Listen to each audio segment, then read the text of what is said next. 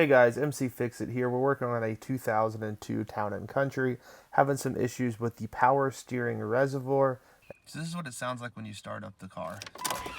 Did you hear that at the end there, that nasty rattle sound? That is often the power steering reservoir not allowing the fluid to get through because it has a dirty screen in it. So we're going to show you how to fix that from start to finish.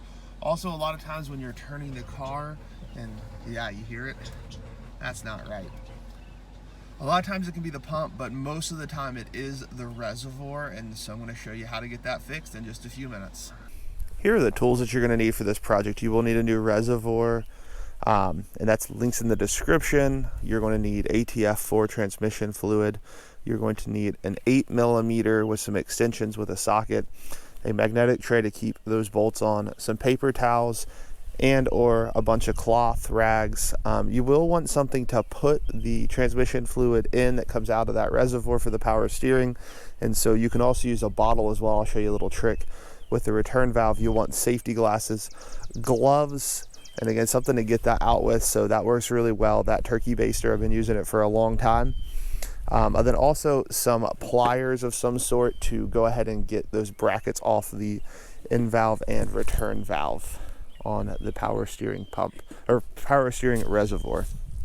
So the first step is to go ahead and get in your car, and you're going to need to pop the hood, put the hood release, and then you will come just to the right of center. Go ahead and push that lever. You go ahead and grab the bar and you put it right up in there. The hood will go right up in there, that latch. Then what we're going at is this right here. So the first thing I like to do is go ahead and put this underneath just in case anything spills. And so it is directly below right here.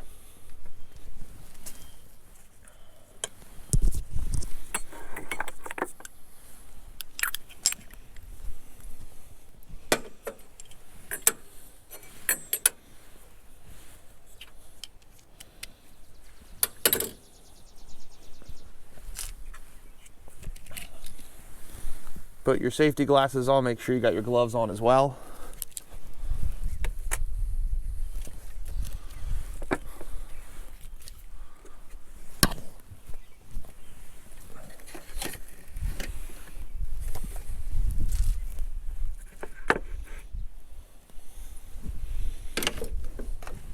Next thing I like to do is just go ahead and put some rags underneath as well, just to help any spilling from occurring. We will have one bolt underneath, so what we're doing is going to go ahead and take off the cap,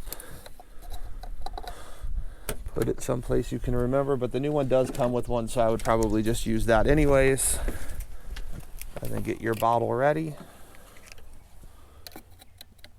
stick your turkey baster in, and then without spilling, it sometimes helps to go up at a nice steep angle. Dump it in, spray it all out. You can get pumps to do this. Pumps can get kind of expensive though, and this turkey baster is relatively inexpensive. That's why I like to do it, because you normally don't keep these for super long. After you've done a couple of them, you kind of just keep one for every project. So this one has been used before, and so you're getting quite a few ounces out each time you do that.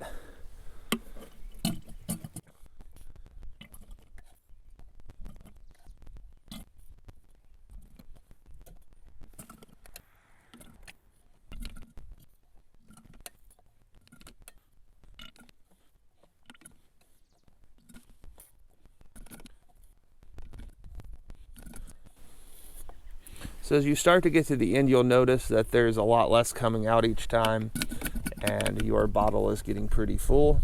So quite a bit already in there. So we're going to go ahead and cap that off so we don't knock it over, but we're going to set it off to the side for right now.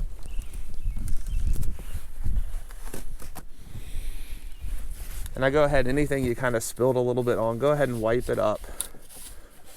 And I'm also going to put the cap back on, because when we take this off and get the hoses off, we're going to make sure it's flipped. Next thing you're going to do is go ahead and take that 8mm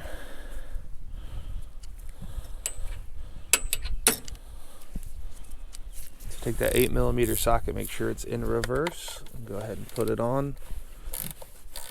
And so the two on the top will have to actually be taken off. The one underneath, so there are two on the top, then there's one underneath. These two have to be taken off. Make sure you have a magnetic tray to make sure you keep those, because they do not come with them. The one on the bottom, which is kind of a pain in the butt, you can only access through the back side. That's why that extension helps. You can take off your coils and stuff, but that takes a whole lot of extra time. So just an extension normally works pretty well. You just got to break it and loosen it just a little bit.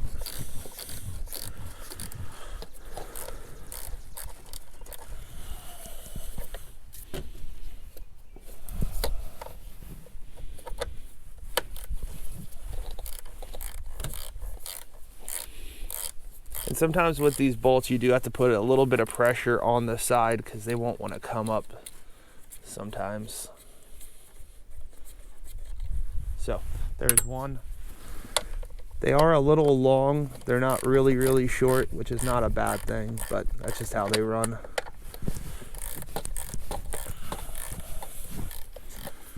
And there is a little like kind of nipple thing that sticks up there, for lack of a better word, and that just kind of helps hold that on. After you get these off, it just kind of gives it that little bit. You can also take it off if this one's a little harder to get to, and it is kind of cold today. It's 34 degrees right now, so my hands are not working like they normally do. Gotta love spring when you get those cold days.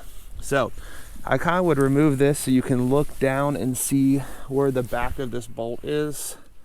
So down underneath, right there's the back side of this bolt. So you're just going to kind of follow it to the other side. So you got to kind of go through the coils and stuff like that and just find the back side where that bolt is. I'm actually probably going to just use my hands at first. And look at this, it wasn't even tightened down to begin with. So I don't know if you can see, when they put this back on, I just had a new engine put in quite a bit ago, and they didn't even tighten it down when they put it on. I moved it just a touch when I was looking for the bolt, and it comes straight off. So that made that job a little easier, but yeah, you will have to find that, and we'll have to tighten it up at the end. But thank you, Mopar. That was done at Dodge. Does not shock me. We're going to go ahead and take off the return valve, and we're going to use the other container to just quickly turn on the car and try to catch some of the extra fluid, so it's kind of like a flush as well.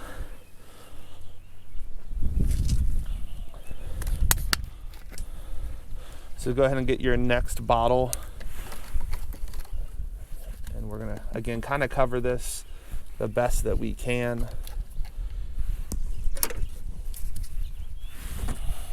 So go ahead and grab with your pliers, pull straight back with that, so you pinched in and then pulled back.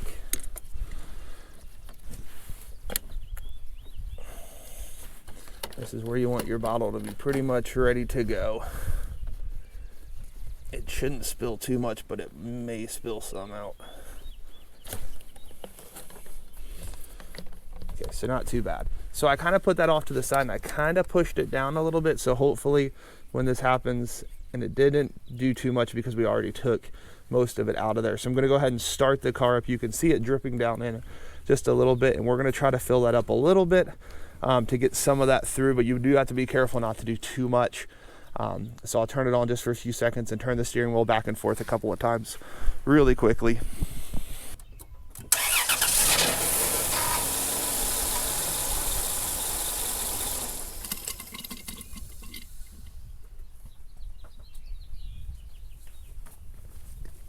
And you can see how much has come in. I'm going to do that one more time really quickly.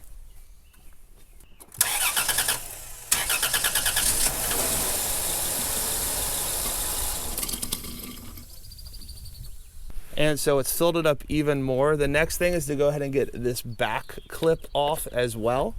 And so we're going to use our other jug for that one.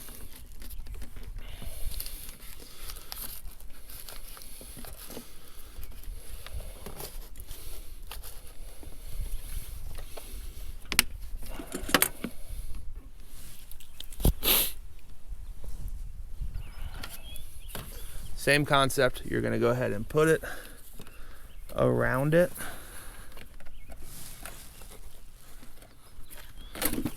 Oh, I caught it. I don't know how I did it, but I caught it. I'm gonna go ahead and cap that one off and just raise this one up. I don't really want to play that game where we're dropping a whole bottle of fluid on the ground, so I'm just gonna raise that one up, keep this under there the best I can. So you go ahead, go down here, get on this clip, push it down and pull it forward, and then that should give you the ability to get in here. You may need to take off some of these valves, these input or intake or whatever kind of valves they are. I can't remember what they're called right now. So the next thing you're gonna do is you're gonna go ahead, and I like to pull this up a little bit and out of that spot so you can get a little better grasp, and then go ahead and twist this back and forth, and it will slowly come out, hopefully.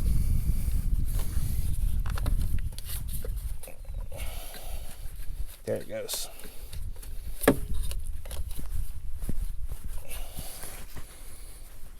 And I like to have it upside down so then any of the liquid that's left in there does not go spilling out. Go ahead and keep that up high because you want to make sure this is orientated the right way. And then go ahead and stick that back down on and in there. Make sure that's all the way in.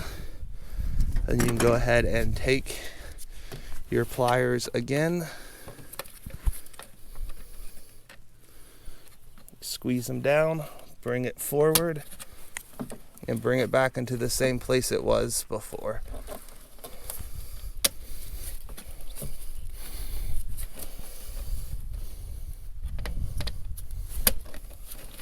Okay. At this point, it'd be actually a really good time to go ahead and put back on that back bolt. So I'm going to go ahead and do that and tighten that down. This was the bolt that they didn't have on before.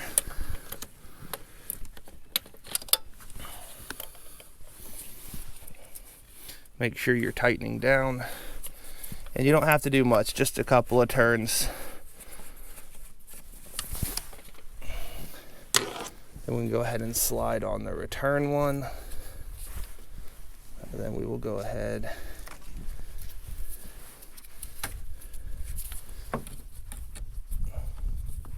squeeze down again. Go ahead and bring that forward. Same position. The two bolts here, but we're going to go ahead and put these hoses back on. The one that has the Y connector goes here, and then the little thicker one goes on the back side. That will help you a little bit. You don't have to take those off, but if you got big hands like I do, that will assist you. And then go ahead and put these in. I like to start them by hand to make sure we're all lined up.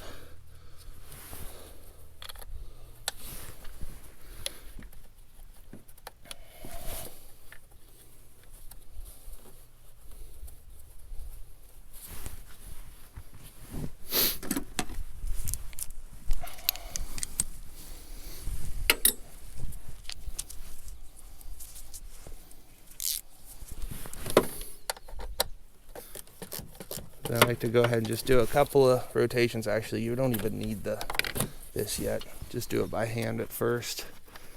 Make sure you're all lined up on both sides just how you need to be. Then you can put the ratchet on and tighten it down.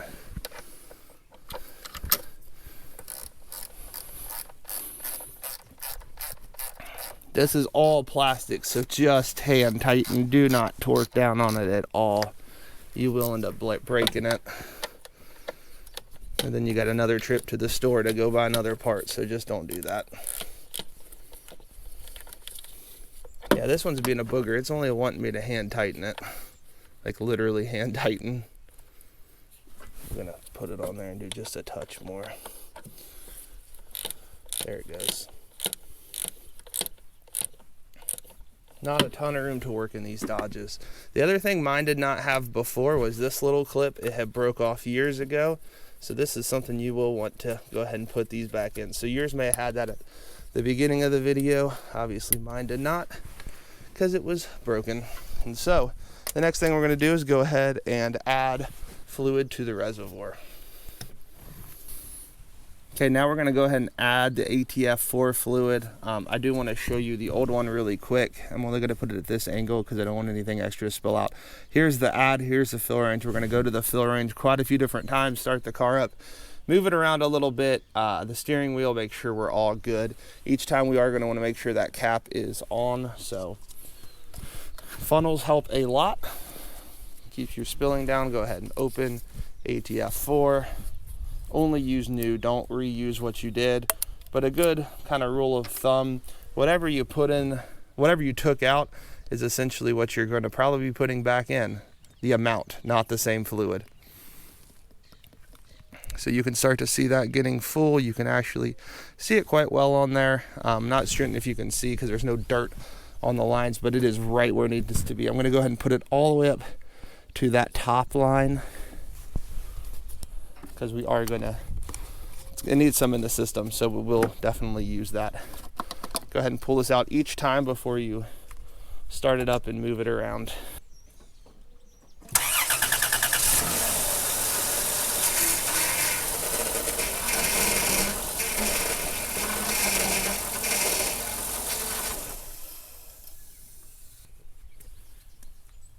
And it is normal to get some of those sounds we just heard because your reservoir was not full and we took a lot of it out of the system. So again, we're going to do this quite a few different times. That's why I ended up buying 2 bottles, because I didn't want to have to run back and get another one.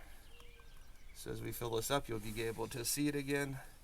Same concept, up to the top of the full line, fill line, to make it full. And then go ahead and start that back up again.